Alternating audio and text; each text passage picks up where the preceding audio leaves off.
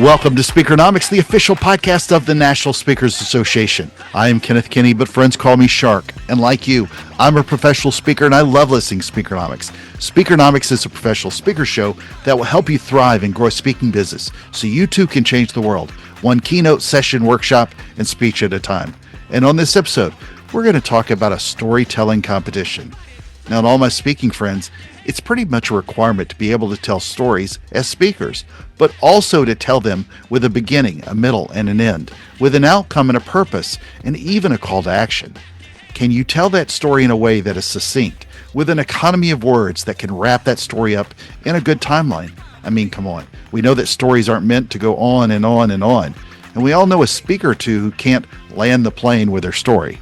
Then what if the clock was ticking and only showed, say, 5 minutes left?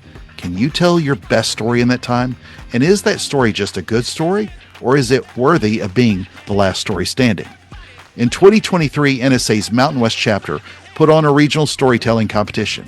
And then the success of that effort grew into the national competition in 2024, which was performed and produced at an outstanding level at NSA's Influence Conference, where 3 finalists performed a story, each in 5 minutes or less, and then the 800 or so in attendance voted on it and declared a winner.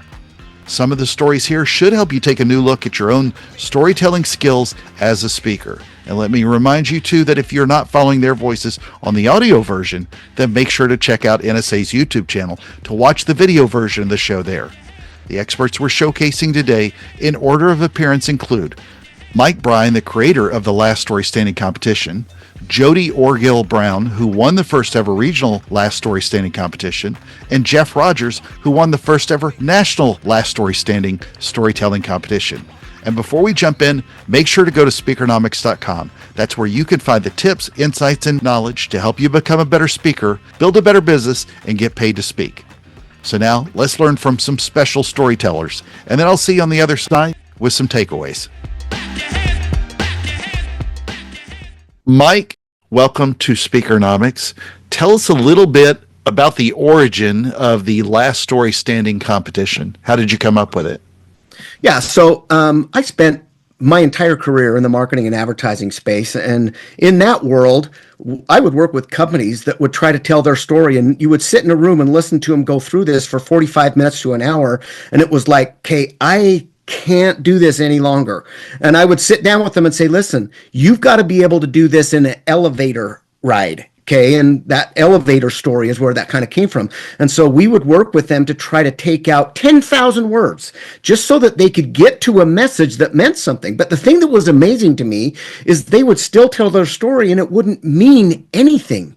It was just this one day and that was cool. And it's like, it was so amazing to me. And I got to tell you, of all the time that I've spent in the marketing and communication space, these business executives, I'm talking JP Morgan Chase, Daimler Chrysler, these massive companies, I would coach their people before their conferences, and I was astounded.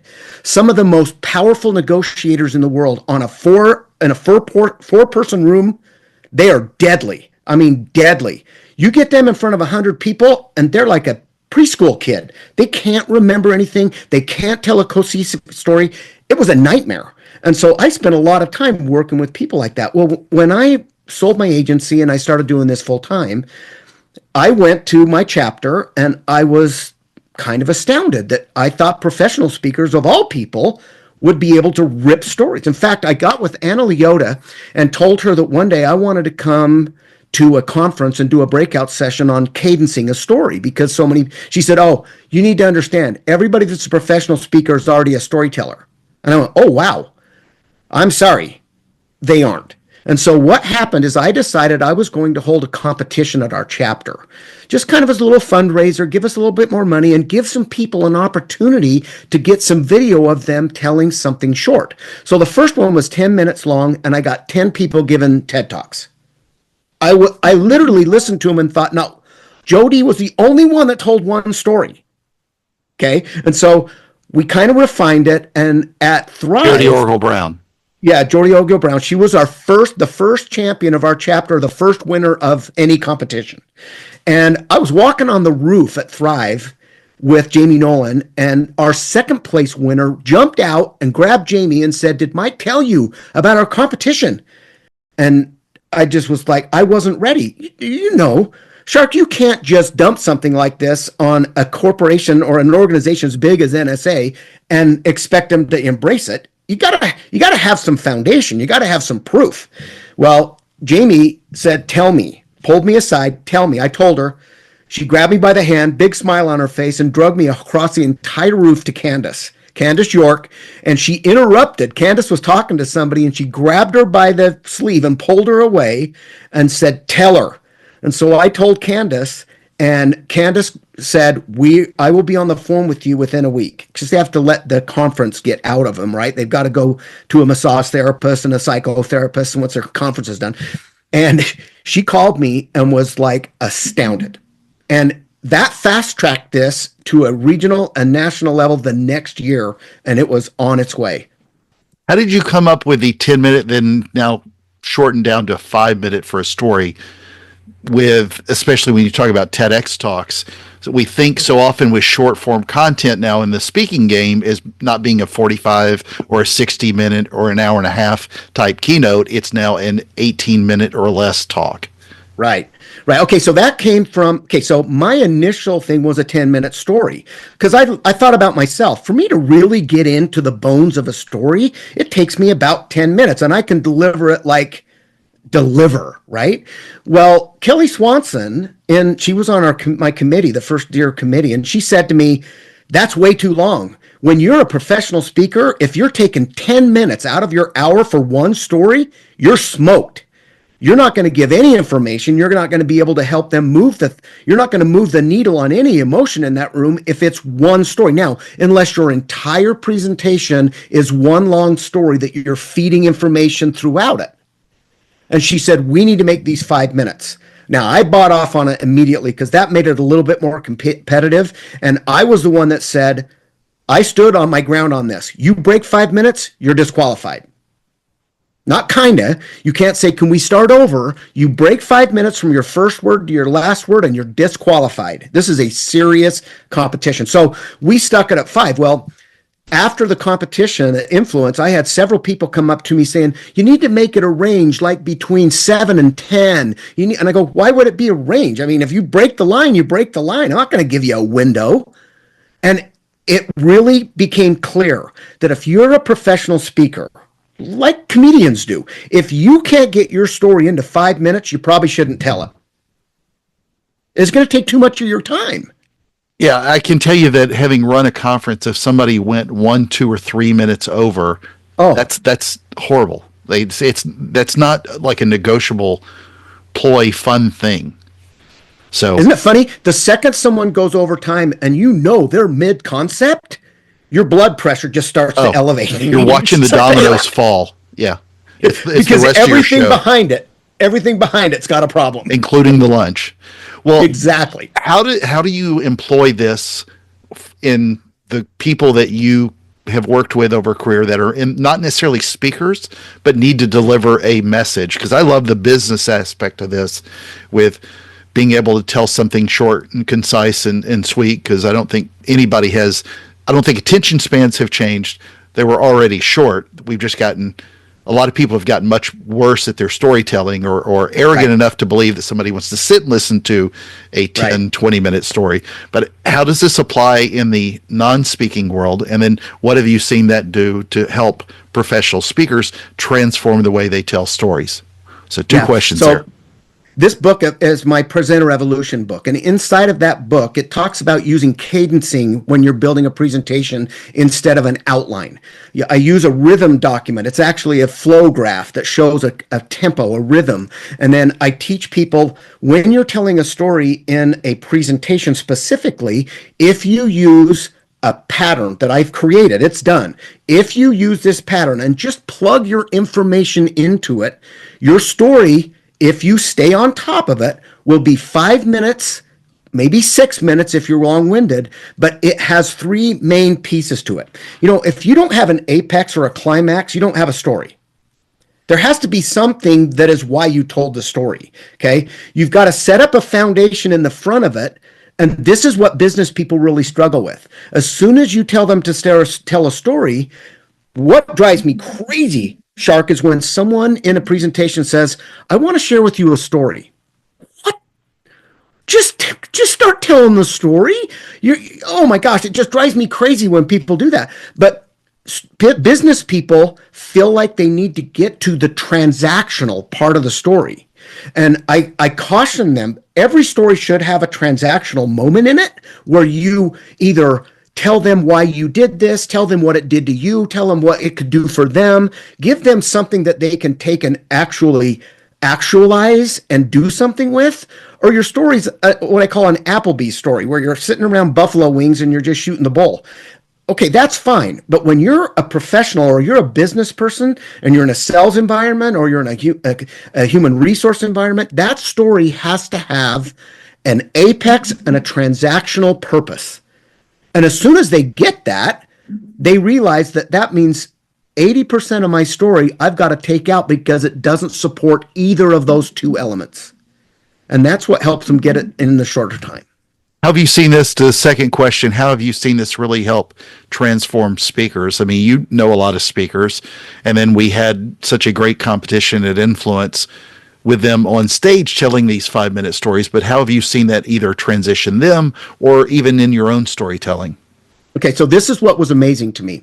And I had several people just on our very first inaugural chapter, our knockoff of this thing. We just went for it to see how it would be. Out of our 10 competitors, I'll bet over half of them came to me. This is astounding to me, and said, that is the first time I had to discipline myself to actually write my story down and edit it in any form. Some of these speakers just get out there and I lost my hearing. I'm nearly 90% deaf. I can tell that story in 5 minutes, in 50 minutes, in 2 hours. I can tell you that story, right? But until I got disciplined in storytelling, did I write it down and actually extract 3 rising elements, the apex, 2 falling elements, and a demois, an actual conclusion that had a purpose and a meaning to the listener. I hadn't done that until I got serious about storytelling. Now, I did that years ago, and now I have dozens of them that I have architected specifically to do a job. And you can tell some speakers, they get up there and they just start yapping stories off and they try to stitch them together with some kind of concept that makes it feel like it's sticking together. But until these speakers took the time to discipline themselves to architect it, did that story actually become a signature story for them? Because it was just sitting in a black filing cabinet waiting for somebody to throw a chicken bone at it, and it came out and I told it. Well, I think disciplined storytelling has also helped me in my marriage, because my wife was waiting for me to land the plane on most of my worthless stories. But explain the committee that you had when I saw the competition going. You had these, junior storytellers like Kelly Swanson and Patricia Fripp and Frank Kitchen. I'm laughing because, they're killers in this space. But talk about how you formed that committee together. Yeah, so when we decided how we were going to be judging national, right? All of the competitions on a regional level and a chapter level have a judging panel. Okay, so there's 3 judges on a chapter, and these judges actually score people, and you get a first, second, third, or however the chapter decides to do it. Chapter level, they would have CPAEs or advanced speakers come in and do that. And the CPAs and $1 million speakers can't compete. They've been eliminated from this. This is mainly for speakers below. CSPs are allowed, but anything below CPAE. So it's kind of for everybody, to get the people that are just getting started and wanting to get better. It's kind of for them. And so on a regional level, the national committee would pick CPAEs specifically and $1 million speakers and say, we'd like you to judge region 1 or region 2 or region 3. And then they would watch all those videos. They use the same exact scoring system that we used in the chapters. And then they would score them. And then we got a champion out of each region. And that's how we did that. And then the way we used the committee, my committee was Frank Kitchen and Kelly Swanson and Patricia Fripp. And the way we used them is we sat on stage as a panel that we don't allow in the chapter or the regional level. We gave feedback at the end of each competitor. Okay. We don't allow that on the lower level because it changes the playing field as people are giving their stories. The later stories have the benefit of hearing feedback. And so we said, eliminate that. And then on the national stage, we'll do it. Now, the panel did not vote. None of us voted. We had the audience vote. We created a online form that people that were in the audience, one email address per vote, they could go in and vote until a certain time when we cut it off at the national competition.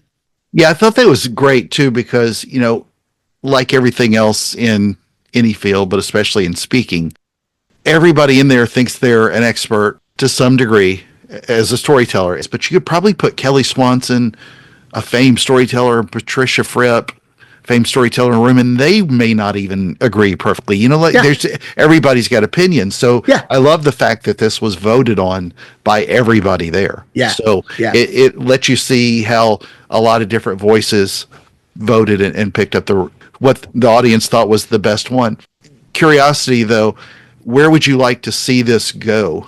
Because this has, obviously, it feels like it has a lot of legs to it. It was such a success this year. Yeah. And my vision of this kind of stopped at national, and I kind of thought that would be 3 years from now. I didn't think that it would. World. Yeah. I didn't think it would move as fast as it moved. What I would love to see is, being exposed to in the NSA from a national level. I actually made one of those. I'm one of those people that made the mistake. I said, do I need to join the GSF? And, you got Sylvie. She looks at me and says, you shouldn't say those words. And I'm like, what did I say wrong? She said, you can't join this. It's an association of associations, like countries. And in my head, I thought, boy, would I love to see another country do this. And I don't know if that's even really possible because of language barriers or whatnot. But boy, would I love to see it. But honestly, to be honest with you, Shark, how thrilled I am of what happened this year at Influence. I am already outside my expectations. It went off so smoothly and was so well received. You know what I had that really freaked me out? After the competition was over, I'll bet I had 20 people in that night, that afternoon, while we were just milling around out in the hallway. I'll bet I had 20 people come up to me and say, that was my favorite part of the whole conference. And the feedback taught me more about storytelling than I've learned my entire career. And I thought, wow, that is a big deal. And I got to tell you, one thing that was really cool for me, I was walking down the hall, and I think it was Ross Bernstein, right? I've had him speak at my chapter, and I'd like to say I know him. I hate to say that he knows me, right? And he walked right up to me and said, Mike Bryan, that was amazing. And I said, listen, the fact that you knew both of my names is good enough for me. That's great. Yeah, it was great. And now, with a little speaking trivia, what day is World Storytelling Day? Back with the answer in just a moment. Before we jump back to the show, here's a moment with NSA member, author, CSP, and Hall of Fame speaker, Bill Cates. Bill, what does being part of NSA mean to you in your speaking business? I probably wouldn't have a speaking business were it not for NSA. Sometimes I wonder how people do it without NSA, quite frankly, because I joined as a wannabe. I had no clue. I slowly figured it out. I watched what other people were doing. I wouldn't call myself an innovator, but I'm definitely an implementer. And so I was a sponge. I learned, then I built relationships with people, and now I learn from the relationships. And, I've been fortunate enough to be a founding member of the $1 Million Speakers Group. And I attribute it all to NSA, or almost all of it. Now, I did the work, but it's hanging around people, smart people who do what you want to do. And I can tell you, I learn from people that are more successful than me, and I learn from people who are less successful than me, but they're doing something right, and they got some good knowledge. And everyone can be my mentor as far as I'm concerned. And here's the answer to the trivia question. World Storytelling Day is celebrated every year on March 20th. It's a day for celebrating the art of oral storytelling. And now, back to the show. Jody, got to see you as part of this storytelling competition when we had the first ever, that was at that time on the regional side. I got to see you come up on stage, win the award. So I guess officially you're probably the first winner of the competition, but it was regional. Still, it was as good as any competition ever, just like we saw with the brilliance with Jeff Rogers in 2024's influence at the first national. But talk about the experience, if you will, of coming up and doing a story presentation, especially when you're talking about being introduced by somebody as illustrious as Kelly Swanson, who sings your praises left and right as well. Well, the amazing thing is to have the opportunity that this storytelling competition gave someone in a chapter who had no necessarily any notoriety before that, other than having a lot of friends in NSA, but it gave me the opportunity to go and be on main stage and to have my story presented and then to be interviewed by Kelly Swanson, the Hall of Famer herself, the storytelling queen. What an incredible experience it was. And I would say one of the most powerful parts of that experience was to see the audience's reaction, to see that when you tell a story that connects with the audience, they love you because they love your story. And most of the time, I think they really internalize it and they're really trying to think, it's always about them. It's not really about you. And they're thinking in their minds, what would I do in that situation? What would I have done? And so part of the applause, part of the reason they love you is because you did either what they hoped that they would do or you succeeded, that they can see themselves in that moment. And so to have the audience jump to their feet and give me a standing ovation was... Oh, I tried to start the wave. Middle section kind of faded out, but we had it going, you know. It was, to this day, it's still one of my favorite career moments in my whole, not just my speaking career, but in my entire career. It was just that incredible kind of moment. It was absolutely beautiful. So did you think of yourself as a good storyteller? I mean, obviously you've done a lot of speaking, but did you think of yourself necessarily being able to wrap it down into that tight of a story? I wouldn't have given myself the title, but what I will say is that is the way that I see the world. I see the world through stories and analogies and metaphors. And so I have always done that, even before I had a title for it, even before it became a big thing where, storytelling is the new selling and, you should be doing this. Way before that was ever big. That is just how I see the world. And so I would always do things through telling a story because, again, people want to internalize it, and the way they internalize it is by making themselves the main character instead of the main character of the story. And so that's always a technique that I have used. But truthfully, I wasn't even going to enter our storytelling competition. I wasn't even going to do it, and then got specifically invited to participate. And it was a little intimidating, frankly. It's one thing to tell stories in front of your normal audiences. It's another thing to stand up and say, I'm in competition with my other fellow professional speakers. Far more intimidating. And we have some rock stars in our chapter, and I wasn't sure I wanted to get on the stage against them. But I then did decide, okay, if I'm going to do this, I'm going all in, and I'm doing it. And really, when I say I'm doing it, that doesn't mean I practiced 500 times. What it means is I went deep emotionally. I went to the places and pulled out those emotional reserves. And I feel like that was what resonated most with the audience, is having true vulnerability and emotion laid out for everyone to see. So now it's easy to see that, yes, I'm a storyteller. Before that, I wouldn't necessarily have given myself that title. A lot of what your own story is, obviously you touch on and you open up about what you went through medically, if you will. How did you think about making that resonate with an audience who, for the most part, will not go through what you went through? Well, for context, Yes, I had and have a brain tumor wrapping around my brainstem. It has been removed. There is still a portion of it there. I am now just completed my 23rd surgery for the reconstruction and for the removal. And it has been the biggest challenge of my whole life. And I hope and pray that most people in the audience will never be able to relate to that part of the story. But what they can relate to is that sense of wondering, what would I do if it were me? If I were in that situation, how would I react? Would I have the resilience to push forward? Would I be able to keep holding on? Would I be the survivor, or would I be the one who gave up? You think of the Viktor Frankl story, and he says, it's hope. The people that had hope, they're the ones who were able to hold on. And so I just took my experience and I relate it to the audience. And I talk about the way that I was treated by caregivers, the way that people treated me, and the impact that that made on me as a patient. And then I say, how you do your job matters. What impact are you having? So that they can then personalize it to themselves, and just really think of, how does this relate to me?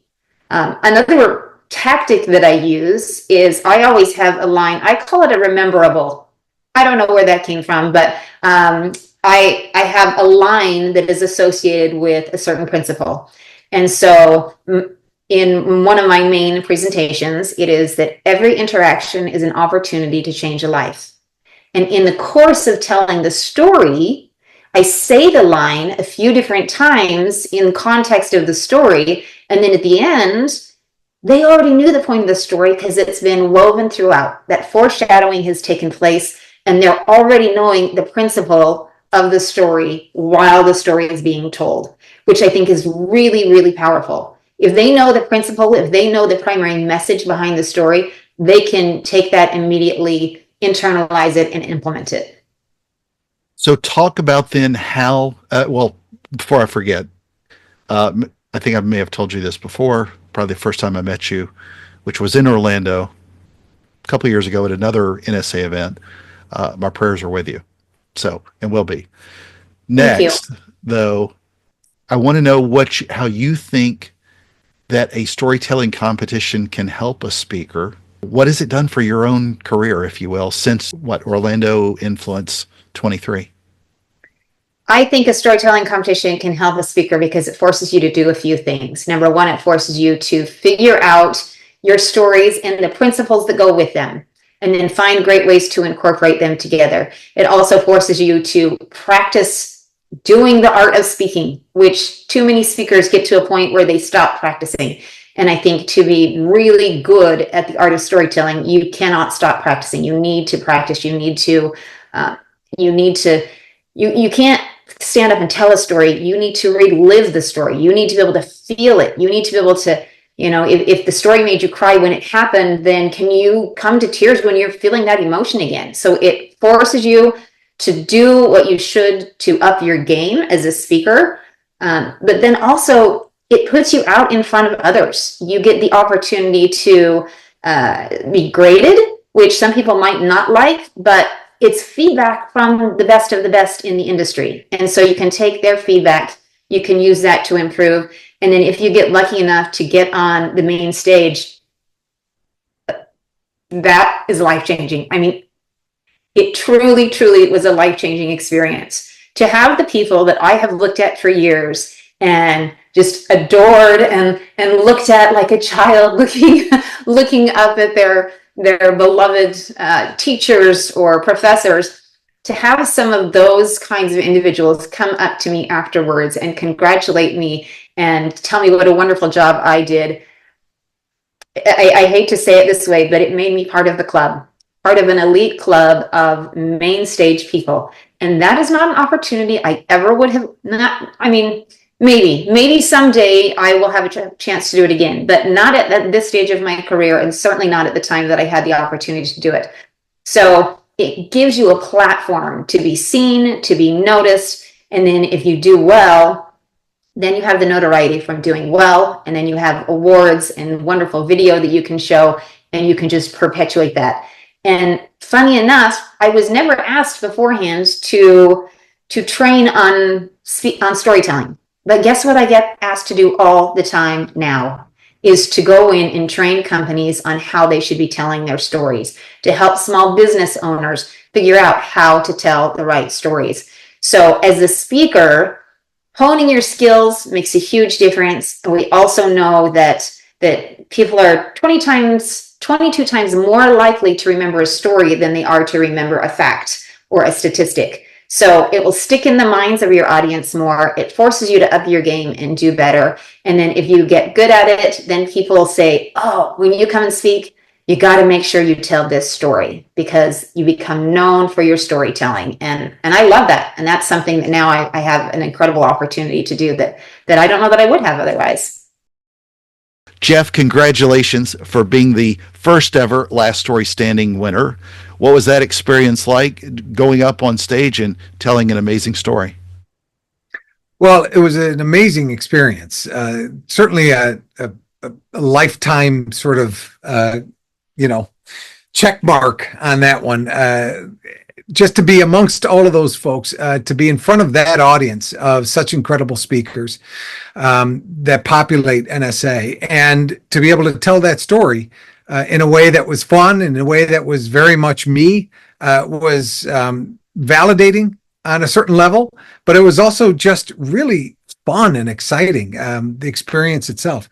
I will say that it was nerve-wracking as well. I've got 35 years on stage.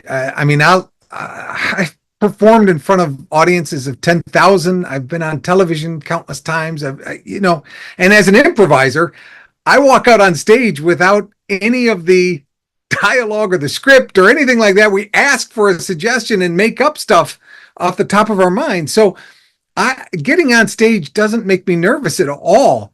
That I was a little bit keyed up being on stage. So, and then I will tell you this real quick, Shark. The order that it went in was, I think, beneficial to go last. And yet Michelle gets up there and absolutely kills it. I mean, I'm sitting there going, that's a great story. Oh, crap. I got to tell a story after that. And then Trent goes, and he does an amazing job in a completely different way. So now I'm like, okay, come on, really? I really felt like, because the Olympics were on, just prior to this going on, I felt like the announcer in my head was saying, well, Jeff has got a very tight rope to walk in order to medal in this round. I don't know if he can pull it off. Let's see what he's got. And, my name's being called and I walked up. So I was definitely a little bit more amped up than I typically am, but it was just a wonderful experience. I bet. Well, Jeff, did you necessarily think you were a great storyteller? Because there are a lot of speakers who make a great living that can ramble on for 45 minutes to an hour or to whatever and not necessarily be the best storytellers in the world.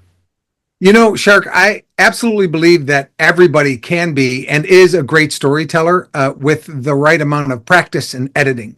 So I did go up feeling absolutely that I'm a pretty good storyteller. I like telling a good story. I love hearing a good story, right? So I really felt like I had a good sort of good working knowledge of what a story should be.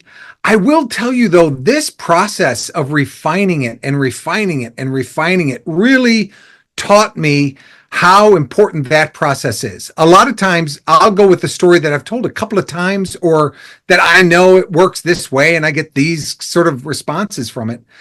But this process really helped me identify, I can take every story up to a much higher level and really make it impactful with just doing a couple of those steps that I used and was coached on during this process.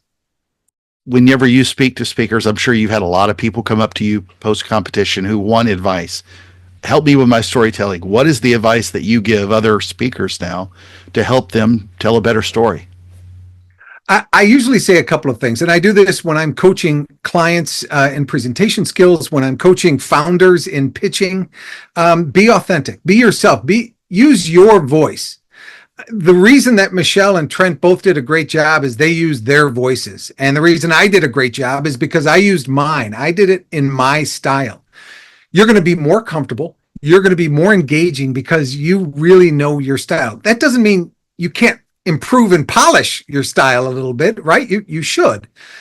But the reality is that your style and your authentic voice is what makes this story unique.